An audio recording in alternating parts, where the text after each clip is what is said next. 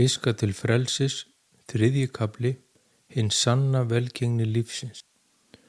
Frelsið er innsta þrá hverjar manneskju, frelsi til að lifa í sátt og samlyndi við umhverfi sitt, sjálfan sig og aðra.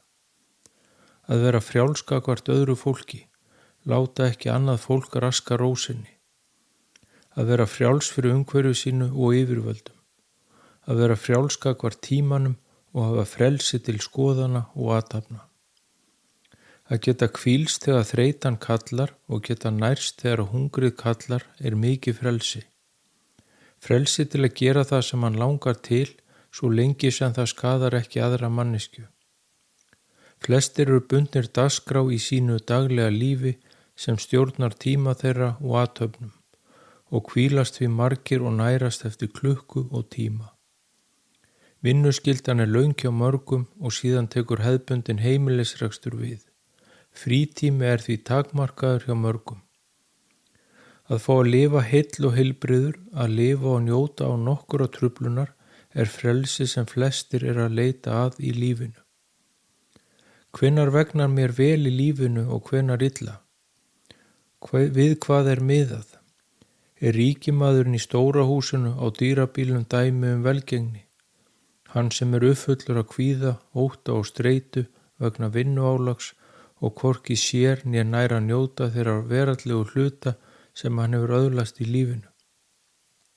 Tími hans og orka fyrir ríkidæmið að verða ríkur af veraldlegum eigum og gæðum á kostnað fjölskyldu sinnar og andlegs þroska.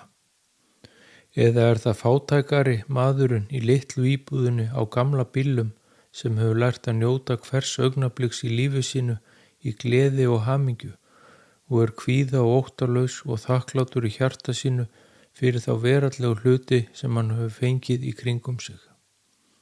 Hvor þessara aðila hefur vegnað betur? Veraldlegi hlutir hafa ekkert vægi að lífi loknu. Þeir renna út í sandinn. Í sumum tilfellum veita þeir skammvinna ánægju sem hverfur jafn skjótt og hún kom.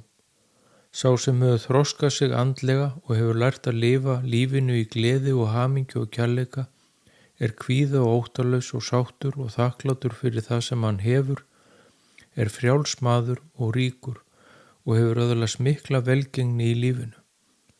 Andlegu þroski er eilífur og stendur á styrkum stoðum. Mörgum hættir hins vegar til að öfunda þann sem er ríkur af veraldlegum hlutum og gæðum en öfundar ekki fátækamannin sem lifir lífi sínu í gleði og hamingju. Velgengni mælist í hinu andlega, ekki því veraldlega.